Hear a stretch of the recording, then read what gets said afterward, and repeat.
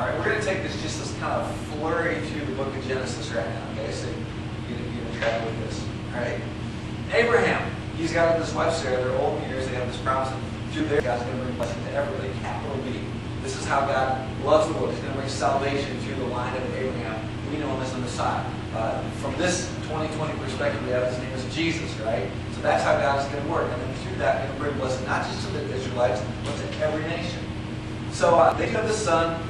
These things roll. Sarah eventually dies. Isaac is not married yet. Well, the promise has got to be carried out through Isaac and through his children. So Abraham sends back to the old country. He says, Isaac, I don't want you to take a wife from among the Canaanite women. I want you to go, I want to send my servant back to the place where we grew up and get a wife there. So Abraham sent his servant there, finds just the perfect girl, puts her ring in her nose, and brings her back. I know that doesn't happen very often today anymore, but that's how they did back then. So he drags this woman back to the perfect match with Isaac. They start to have kids. Well, Abraham saw some life in him, so he gets married again, age of 140. Has 6 more children. One of these are 6 more sons. One is named Midian. Okay, get back that name. Just mark that next week. He dies at 175, and I like how the Bible describes his life. Kind of this summary. Then Abraham breathed his last and died at a good old age, an old man and full of years, and he was gathered to his fathers. It's just a great statement on a life fully lived, and that's kind of what Abraham had. Well, this son Midian, all right, he now had in turn some descendants. If you fast forward the story of Joseph, remember Joseph, now he's a descendant going down the line of Abraham, Isaac, Jacob, and you got kind of the whole Joseph and brothers line. Well, Joseph is the one who sold slavery. He goes down to Egypt. A lot of us know that story. He goes down to Egypt. Well, his brothers are kind of betraying him. They sell him to whom? Midianites. Okay, so here you have these 2 lines. The descendants of Midian are coming through there. There are these Midianite merchants. At the start of that account, they're called Ishmaelites. If you look a little bit further, they're from Midian. And these guys take Joseph with them. They're on their way down to Egypt to do some trading anyway. And they trade him there. They sell him to slavery. Now Joseph goes through that. He rises up into really second in command in all of Egypt. And now if you fast forward 400 more years, you've got another prominent Israelite who also comes into Pharaoh's household. His name is Moses. And because he actually kills an Egyptian, he has to flee for his life. And he ends up, guess where? Midian. And here it is that he meets his future father-in-law, a guy by the name of Jethro. I think we have a picture of Jethro. That actually might just help you mentally remember this guy.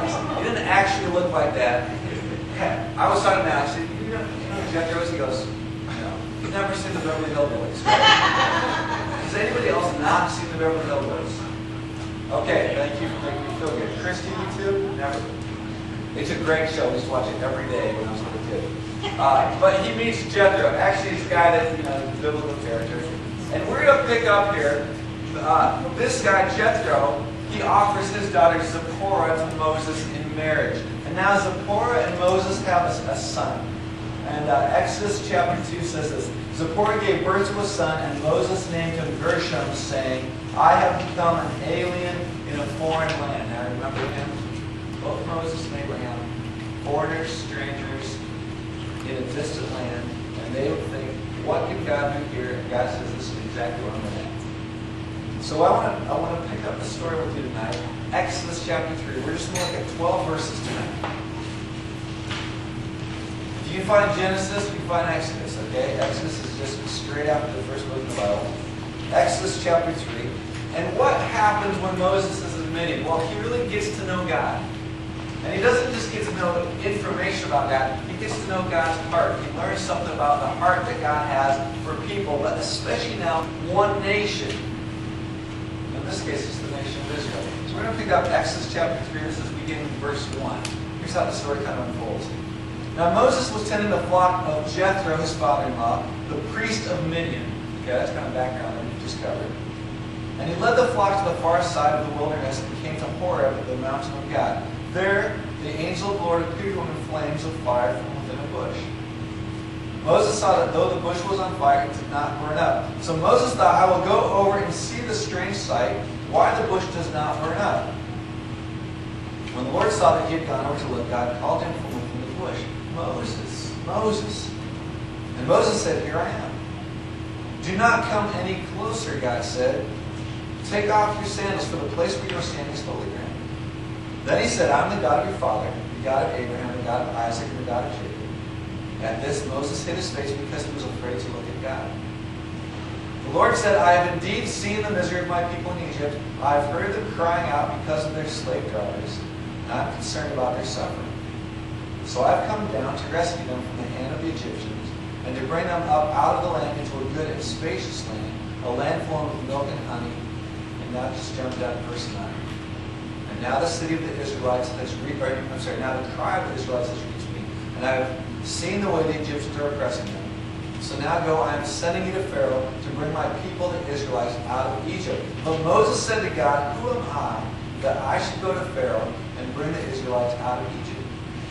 And God said, I will be with you. And this will be the sign to you that it is I who have sent you. When you have brought the people out of Egypt, you will worship God on this mountain. Now there's just a few phrases here I want to pull out of this. These are on the outline. If you are kind of one of those people liking to take a couple notes, those are a couple things on your outline there. Let's just pull a couple things out. As we get to kind of understand the heart of God, notice first of all this phrase. He says, Moses, Moses.